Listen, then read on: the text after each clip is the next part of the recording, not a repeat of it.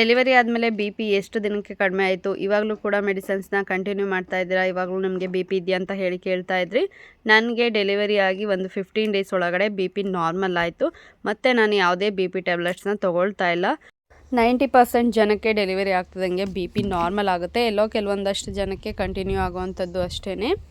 ನನ್ನ ಮಗನ NICUಗೆ ಶಿಫ್ಟ್ ಮಾಡಿದ ಮೇಲೆ ಅವನು 5 ಡೇಸು ವೆಂಟಿಲೇಷನಲ್ಲಿ ಇಟ್ಟಿದ್ರು. ಒಂದು ವಾರಕ್ಕೇ ಅವನು 880 ಗ್ರಾಮ್ಸಿಂದ 750 ಗ್ರಾಮ್ಸ್ ಅಷ್ಟು ಕಡಿಮೆ ಆಗಿಬಿಟ್ಟಿದ್ದ. ತುಂಬಾ ವೆಯ್ಟ್ ಲಾಸ್ ಆಗಿತ್ತು. ಎಲ್ಲ ಮಕ್ಳಿಗೂ ಅಷ್ಟೇ, ಹುಟ್ಟಿದ ಮೇಲೆ ಅವರ ಬರ್ತ್ ವೆಯ್ಟ್ ಏನಿರುತ್ತೆ ಅದರಲ್ಲಿ 10% ಆದ್ರೂ ವೆಯ್ಟ್ ಲಾಸ್ ಆಗುತ್ತೆ. ಅದಾದಮೇಲೆ ವೆಯ್ಟ್ ಗೇನ್ ಆಗೋದಕ್ಕೆ ಸ್ಟಾರ್ಟ್ ಆಗುತ್ತೆ. ಬಟ್ ನನ್ನ ಮಗ ಇದ್ದಿದ್ದು ತುಂಬ ಕಡಿಮೆ ವೆಯ್ಟು, ಅದರಲ್ಲಿ ಕೂಡ ಇಷ್ಟೊಂದು ವೆಯ್ಟ್ ಲಾಸ್ ಆಗಿತ್ತು. ಸೊ ತುಂಬಾ ಭಯ ಆಗ್ತಾಯಿತ್ತು. ಅವನು ಸಿದ್ಧಗಂಗಾ ಹಾಸ್ಪಿಟಲ್ ತುಮಕೂರಿನಲ್ಲಿ NICUನಲ್ಲಿ ಇದ್ದಂಥದ್ದು. ಅವನ್ನ ನೋಡ್ಕೊಳ್ತಿದ್ದಂಥ ಡಾಕ್ಟರ್ ಹೆಸರು ಡಾಕ್ಟರ್ ಈಶ್ವರ್ ಎ ಮಾಕಮ್ ಅಂತ ಹೇಳಿ. ಅದು ಇವಾಗ ಸಪ್ರೇಟ್ ಕ್ಲಿನಿಕ್ ಕೂಡ ಮಾಡ್ಕೊಂಡಿದ್ದಾರೆ, ನಂಜುಂಡೇಶ್ವರ ಕ್ಲಿನಿಕ್ ಅಂತ ಹೇಳಿ ತುಮಕೂರಿನಲ್ಲಿನೇ. ಅವನು ವೆಯ್ಟ್ ಲಾಸ್ ಆದಮೇಲೆ ವೆಯ್ಟ್ ಗೇನ್ ಆಗೋದಕ್ಕೆ ಸ್ಟಾರ್ಟ್ ಆದಾಗ ಪ್ರತಿದಿನ 20 ಗ್ರಾಮ್ ವೆಯ್ಟ್ ಗೇನ್ ಆಗ್ತಾ ಇದ್ದ ಅಷ್ಟೇ.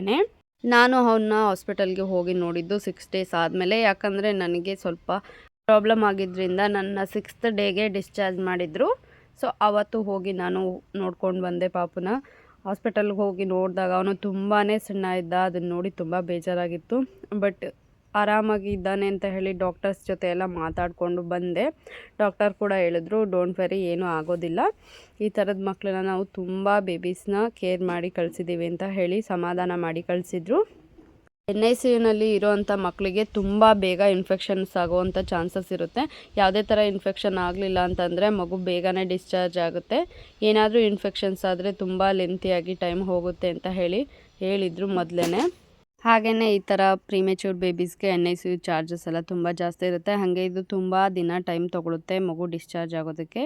ಎಕ್ಸ್ಪೆನ್ಸಿವ್ ಆಗಿರುತ್ತೆ ಅಂತ ಹೇಳ್ತೀನಿ.